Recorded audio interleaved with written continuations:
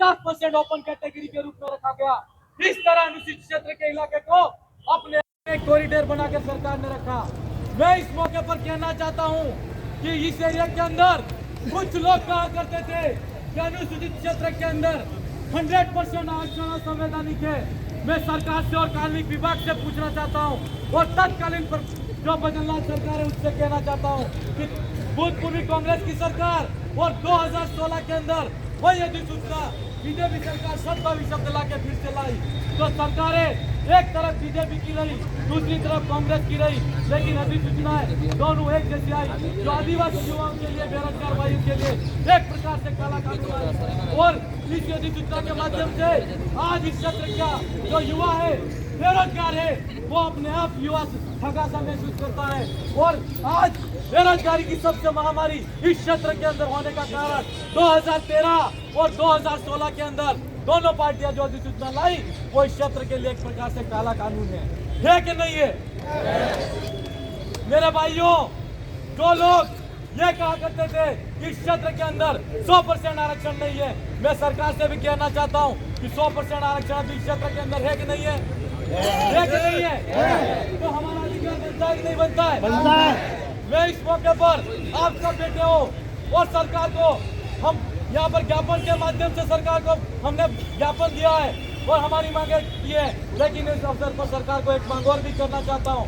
इस क्षेत्र के अंदर आज जनगणना कब से नहीं हुई है। मैं राजस्थान और प्रदेश भर के अंदर आज क्षेत्र के अंदर कुछ लोग 6.5% आरक्षण की मांग कर रहे हैं। मैं राजस्थान की सरकार को कहना चाहता हूं कि राज्य भर के आदिवासियों का, चाहे वो कोई भी हो, उसका अलग से आरक्षण जनगणना के अंदर होनी चाहिए और उसका अलग से कॉलम होना चाहिए कि नहीं होना चाहिए? होना चाहिए। और जब हमको हमारी जनगणना कितने हैं हम ये पता चल जाएगा तो हम सरकार के सामने आरक्षण की मांग पुरजोर तरीके से रख सकते हैं। और मैं सरकार से भी कहना चाहता हूँ कि जो राज्य अधीनस्थ सेवाएं हैं उनके अंदर 6.5% आरक्षण की मांग हम सरकार के सामने रखते हैं।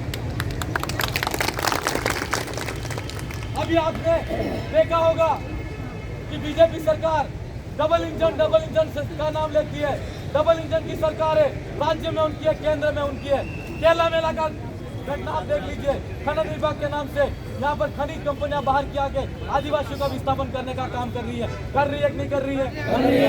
आपने देखा होगा बांसवाड़ा के अंदर NPCL का जो प्रोजेक्ट स्थापित किया जा रहा, उस प्रोजेक्ट के अंदर कितने आदिवासियों का विस्थापन हो रहा है आज उसकी गिनती कोई नहीं कर सकता। वहाँ पर कितनी जमीन हमारी चली गई कोई इसकी गिनती नहीं कर सकता। अभी कुशलगढ़ के अंदर, कसुम्बेर बासी के अंदर आप देखो, ये 50,000 करोड़ का प्रोजेक्ट सरकार आनंद फानन के अंदर पता नहीं कौन सा प्रोजेक्ट है। मैंने कलेक्टर साहब को पूछा, ये सरकार का प्रोजेक्ट है, आप ये पत्र पत्रिका के अंदर एडवर्टाइजमेंट में आया है और मैंने आज ही पढ़ा है। कलेक्टर साहब बोल रहे मुझे नहीं पता। कसुम्बेरिया बासी कुशलगढ़ के अंदर है, उसके अंदर 50,000 करोड़ का प्रोजेक्ट सरकार ला रही है और उस पर सोलर ऊर्जा के माध्यम से बिजली का उत्पादन करना चाह रही है। मैं पूछना चाह रहा हूँ, यहाँ का आदिवासी इलाका है, यहाँ के इलाके को तो ठीक से बिजली नहीं मिलती। सोलर ऊर्जा को स्थापित करके आप कहाँ बिजली सप्लाई करना चाहते हो? NPCL क्लियर पावर प्लांट लगा के कहाँ पर बिजली भेजना चाहते हो? सरकार को पूछना पड़ेगा कि नहीं पूछना पड़ेगा? आप सब यहाँ पर आए हो, मैंने अभी यहाँ पर देखा कि वहाँ पर भी मीटिंग हमारी चल रही थी।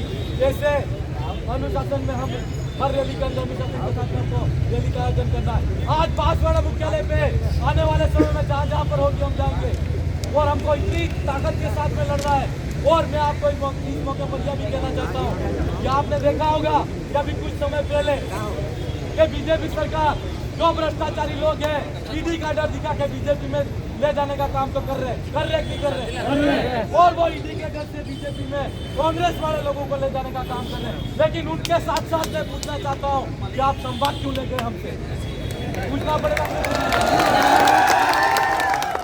आज नहीं ले गए तो कोई बात नहीं, पर संवाद क्यों ले गए?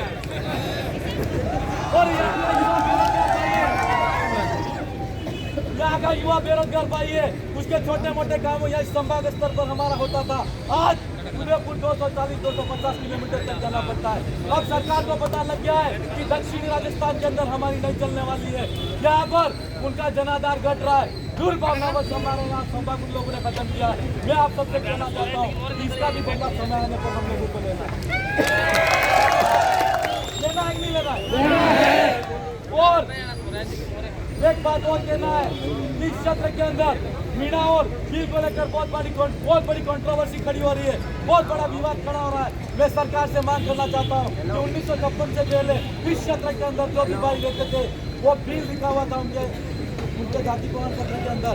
और आने वाले समय के अंदर मैं सरकार को कहूंगा कि इस के अंदर हमारा जो प्रमाण पत्र बनता है उसके अंदर आदिवासी प्रमाण पत्र जारी रहता है, ताकि हमारी असली पहचान हो सके।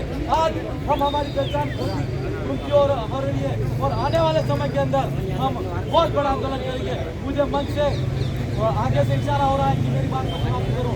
आप सब तमाम प्रतापगढ़ और मेरे बागवाड़ा के तमाम भाइयों को यहाँ पर आए और इतना शानदार तरीके से हमने यहाँ पर कार्यक्रम किया और हमारी बात को बुलंद तरीके से रखा।